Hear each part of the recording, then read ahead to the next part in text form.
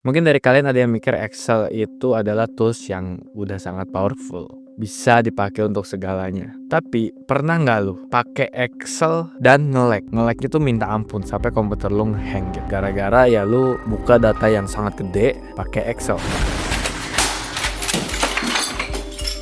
Nah, ketika itu terjadi, itu adalah tanda lo harus pindah menggunakan tools yang sangat-sangat powerful, lebih powerful dari Excel, yaitu SQL. Jangan lupa subscribe Health Tech Academy ya, biar kalian gak ketinggalan konten-konten bagus kayak gini. Oke, guys, kita lanjut ke pembahasan. Halo, gua Bima dari Health Tech Academy, sebuah platform edukasi yang menjelaskan tentang topik-topik seputar AI dan data dengan bahasa yang sederhana dan mudah dipahami oleh semua orang. Di video kali ini gua mau ngasih roadmap atau peta jalan ya, peta belajar buat lo yang pengen belajar jadi data analis dari yang awam sampai jadi mahir, atau istilahnya from zero to hero. Nah, sebelum masuk ke roadmap, gue pengen ngasih tahu kenapa sih harus SQL. Jawabannya sangat sederhana, karena SQL adalah the most powerful tool yang digunakan oleh the most company in the world. Nggak hanya di Indonesia, tapi di luar negeri. SQL itu udah jadi standar untuk data analisis atau data analis. Jadi ketika lu punya skill SQL yang excellent, chance lu untuk diterima menjadi data analis di semua perusahaan di dunia ini akan semakin gede, akan semakin besar. Oke? Jadi SQL itu penting untuk data analis. Oke, kita masuk ke fase 1 atau ke roadmap yang pertama ya. Seperti kata pepatah, tak kenal maka tak sayang, maka lu harus kenal dulu tentang hal-hal berikut sebelum kita masuk ke hal-hal teknis. Nah, apa yang perlu lu tahu sebelum masuk ke hal-hal teknis dari SQL? Pertama adalah lu harus tahu apa itu table, definisi row, definisi column, dan data type. Oke? Kemudian lu harus tahu tentang primary key. Lu akan bekerja sering dengan primary key. Kemudian lu harus tahu bagaimana Excel dan database itu saling berkorelasi. Dan jangan lupa ya, di fase 1 ini, di roadmap 1 ya, lu harus install tools-tools yang akan digunakan untuk belajar SQL seperti DBeaver dan PostgreSQL. Lu bisa tonton tutorial PostgreSQL install seperti itu di video di Health Tech Academy. Kita udah punya ya. Oke, fase 2 adalah kita mulai masuk ke hal teknis. Hal teknis pertama adalah kita belajar tentang basic SQL. Pelajari keyword SQL seperti select, from, where, order by, limit, sama comparison operator seperti sama dengan, tidak sama dengan, lebih dari, kurang dari, between, in, like, dan seterusnya. Kemudian ada handling missing data seperti null, dan is not null, dan basic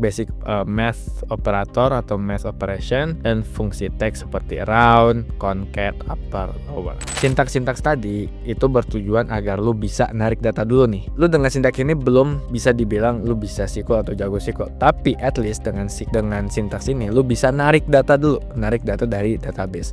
Karena setelah bisa narik data, baru bisa ngolah data gitu. Oke? Step ketiga atau fase ketiga atau roadmap ketiga adalah lu belajar tentang agregasi dan grouping. Tujuan di step 3 ini, di roadmap ketiga ini adalah lu bisa nge-summarize data yang tadi lu tarik ketika diminta oleh stakeholder atau user. Nah, apa itu sintaks yang digunakan untuk aggregation dan grouping? Ada group by, ada having, ada case when. Nah, lu harus paham itu. Lu harus paham bagaimana cara menggunakan sintaks tersebut. Next, di fase 4, lu akan belajar sesuatu yang akan sering ditemukan di kerjaan DA, yaitu joins dan relationship. Nah, tujuan di fase ini agar bisa lu mendapatkan data yang tersebar di banyak tables, karena ketika lu jadi data analis, lu nggak hanya bekerja hanya di satu table atau dua table, tapi lu bisa banyak table, mungkin bisa puluhan bahkan ratusan table. Jadi lu harus paham tentang joins dan relationship. Fase ini juga menunjukkan bahwa inilah the powerful of SQL,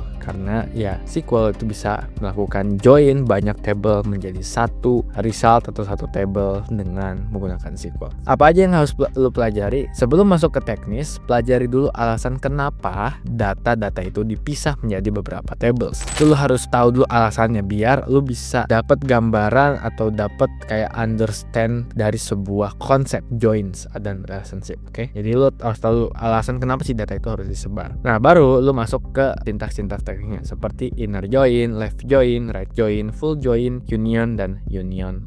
Di fase ini ya, terakhir ini yang sering dilewatkan atau mungkin dianggap tidak menarik oleh banyak orang yang belajar SQL, yaitu belajar membaca ER atau Entity Relationship Diagram. Ini adalah sebuah peta bagaimana data saling terhubung atau saling terkoneksi. Ini biasanya dilewatkan karena mungkin bisa aja karena membosankan, atau karena terlalu sulit gitu, karena langsung belajar di ERD yang kompleks. Tapi once lu udah belajar ERD, lu akan menjadi semakin tahu, semakin fleksibel dalam menggunakan SQL. Oke, di fase kelima ini sangat membantu kerjaan kalian di DA. Ini nih udah masuk ke sintaks-sintaks atau teori-teori yang sangat membantu dan sangat sering dipakai di dunia DA. Yaitu pertama, pelajari subquery dan CTE atau Common Table Expression. Dan bagaimana sintaksnya, kapan harus pakai subquery, kapan harus pakai CTE, kapan harus pakai join. Jadi di fase ini lu nggak hanya belajar sintaksnya, tapi belajar gimana, kapan sintaks tersebut dipakai, waktu yang tepat untuk menggunakan sintaks-sintaks tersebut, subquery, CTE, atau join. Jadi lu harus balance ya, jangan apa-apa join, jangan apa-apa subquery,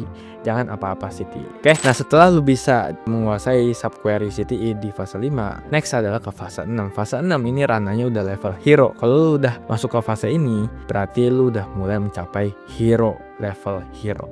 Nah, fase ini itu mempelajari topik advance seperti Windows function. Nah, apa aja sintaksnya, kayak row number, rank, dan rank. Nah, itu lu pelajarin apa fungsinya, bedanya apa. Kemudian ada leg, ada lead, dan terakhir ada over, partition by, titik-titik-titik, order by, titik-titik-titik. Lu pelajarin sintaksnya, ada bagaimana cara menggunakannya. Fase 7 atau fase selanjutnya adalah fase teknis terakhir yang udah sangat advance. Biasanya fase 7 ini itu digunakan atau dilakukan oleh data engineer. Tapi ketika lu data analis tahu atau bisa menggunakan atau mengaplikasikan apa yang lu pelajari di fase 7 ini, maka lu udah menjadi data analis yang sangat-sangat langka. Nah, apa yang dipelajari di fase 7? Sebenarnya fase 7 ini, ingat ya, kalau nulis SQL itu bukan hanya harus benar logiknya, tapi harus ngebut, harus kencang. Karena ketika lu logiknya benar tapi ngerunning SQL-nya bisa 1 jam, ya user atau stakeholder yang nggak mau nunggu lama-lama. Masa lu cuma buat dapat satu data, lu harus nunggu sejam, kan itu tidak optimis ya. Nah, makanya di fase 7 ini lu akan belajar tentang beberapa fungsi atau beberapa teori untuk optimisasi query. Jadi ada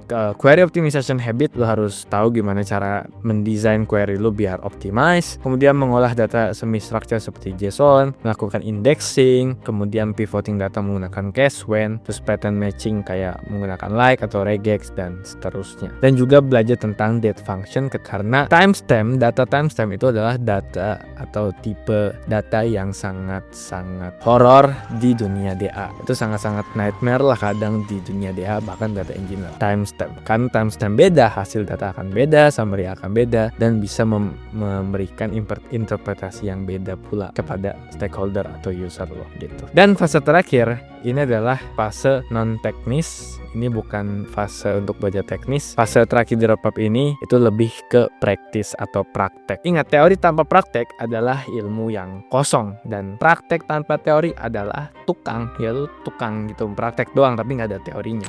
So, di fase ini kalian harus mengaplikasikan ilmu yang kalian udah pelajari dari fase 1 hingga fase 7 di real project. Nah, datanya bisa lu cari di Google, di internet, download dataset yang udah tersedia, atau ya lu datanya scraping sendiri dari website-website yang lu suka gitu.